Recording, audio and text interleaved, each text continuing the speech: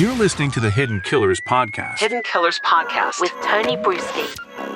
Alex Murdaugh, we now know where he is at. We now know what kind of conditions he is living in while in prison. And I'm curious. I'm curious to get some insight into what sort of risks he is facing, what sort of life he's going to be leading behind bars, and to help us kind of put those pieces together and understand really what he is facing is Neama Rahmani. He is the president of West Coast Trial Lawyers, one of the best in the business out there. Neama, thanks for joining us. I'm curious, first of all, give us some insight as to the type of risks that Alex will be facing behind bars. A significant risk, because he's someone that obviously comes from a family of prosecutors. His father, his grandfather, famously there in South Carolina. And that's why, for someone like, Derek Chauvin and George Floyd, he wanted to serve his time in federal prison, right? Mm-hmm. Plead to federal charges. He doesn't want to be in state prison with some of the buddies, his old friends that he's prosecuted. So if you're Alex Murdaugh and you're the corrections officers there, you got to make sure that he's isolated for his own safety. With something like that, how long do they keep an individual like an Alex Murdaugh isolated for their own safety? Is that like an indefinite thing, or does that go way up over time? It really is. If someone that, we're kind of seeing it with like a Ghislaine Maxwell, someone that might be at risk, someone that might be on suicide watch. Obviously, Alex Murdaugh, he's not someone that has done any type of time, right? So, he's at risk to himself. Others may pose a risk to him as well. So as long as it takes, your job as a prison or a jail is to make sure that inmates don't hurt one another. Mm-hmm. And that's what you got to do when you're dealing with someone like Alex, that's a high risk inmate. Is that, it obviously is a form of special treatment that is being given to someone of a high profile case. Is it a luxury, though? It's weird to say luxury when we're talking about a prison, but being separated, not having to have a bunkmate, things of that nature. One would almost, on the outside, hope Alec is living a rough life in prison, but if he's separated from so many people, is that rough, or is it not? I guess being more isolated could in itself be torture on its own. Yeah, I haven't spent any time in prison, but I can tell you from the lawyers I talked to, no one wants to be in the SHU, the special housing unit. Usually you're there for 23 hours a day. Maybe you're out for 1 hour, supervised. That is not a fun place to be, isolated by yourself for the vast majority of the way, separated from the general population. Sure, you may be safe, but I think that's more of a punishment than a reward for inmates.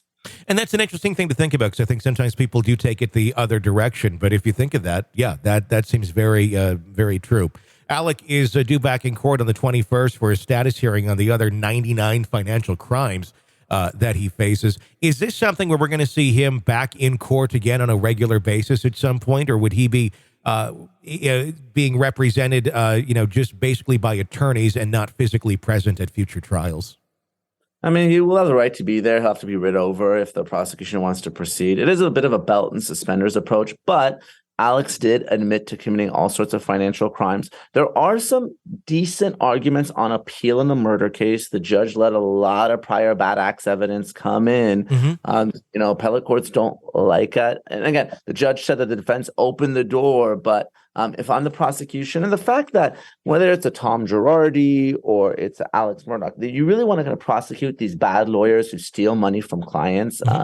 Obviously, we're not talking about murder victims here, but we're talking about folks who have been seriously injured or lost a family member, and their attorney stole millions of dollars from them. So you do want to give them that justice. So I think because of the potential appellate issues in the murder case, as well as the strength and the importance of the financial crimes, obviously Alex admitted to all of them, we are going to see a trial in the financial crimes case as well.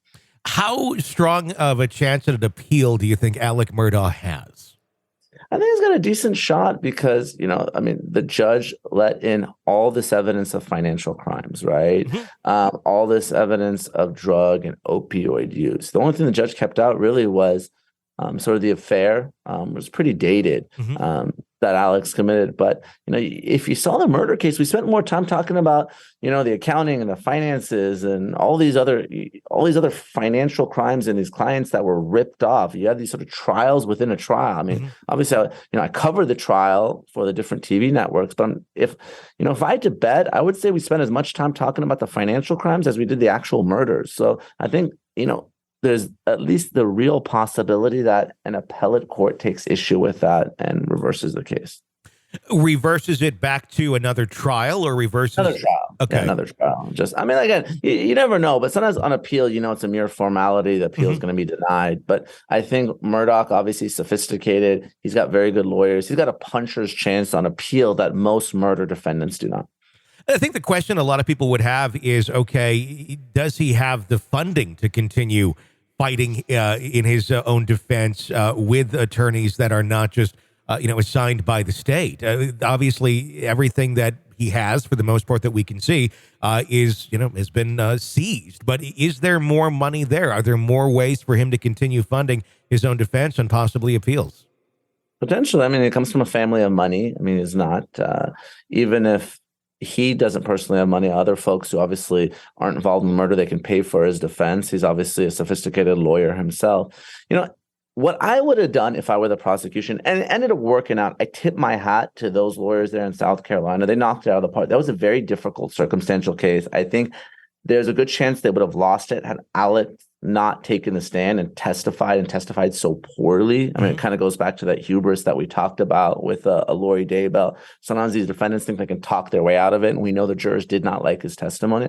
But I think that the safe thing to do if you were the prosecution is maybe you would have tried the financial crimes first, get the conviction. That way, all the other sort of prior bad acts evidence, I mean, he's a convicted felon. You get in a lot of time because he stole millions of dollars. Then you come back, you prosecute the more difficult murder case. I mean, I understand why they did it the way they did. The optics are really bad to try the less serious case first. But now you do have those appellate issues. But again, I think that it's not going to be a very expensive appeal. And the fact that he's going to basically die in prison, he's going to take his shot at appeal. And we know he is because his attorneys have already filed a notice of appeal. With the financial crimes trial that will come up at some point, and how long appeals could take, even if he were to be granted a second trial in the criminal murder case, by that point in time, wouldn't it be very likely that he will be convicted of all the financial crimes at that point? I think so, especially because he took the stand and admitted to committing all of them. So sure. He doesn't really have any defense on the merits for the financial crimes. So I fully expect him to be convicted in that case. And then likely no matter what, even if he was able to get another trial on murder, he would still be serving life in prison for the financial crimes, I would assume. Oh, absolutely. So. It's essentially a life sentence given Murdaugh's age and the millions and millions of dollars he stole. And there's all sorts of enhancements and aggravating factors when you're stealing from your client and you have a fiduciary position and all these types of things. Every state has those enhancements. So he's going to be looking at decades in prison just for the financial crimes alone, regardless of what happens in the murder case. What would the purpose be of trying to go back on the murder case and get another trial, even if he knows he's going to be there forever? Is it simply just on the record not being the one that's marked as killing your family? Yeah, I mean, apparently Alex wants to clear his name. He said that a lot. Even during the sentencing, he didn't really say anything because he wanted to preserve his right to appeal. I mean, he apparently has no problem admitting to being a crook and a liar and stealing money from clients, but he wants the world to believe that he did not kill his wife and son. So that's sort of a personal mission for him, which is why I think he's pursuing that appeal in the murder case.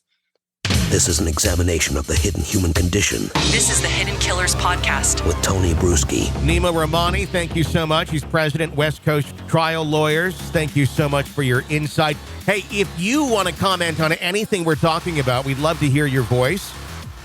We take your calls throughout the week. 888-554-5537 is the phone number. 888-5-KILLER is the easier way to remember that. You can call 24/7 and weigh in with your feedback. My name is Tony Bruschi. You can follow me on Twitter at TonyBPod. Stay with us.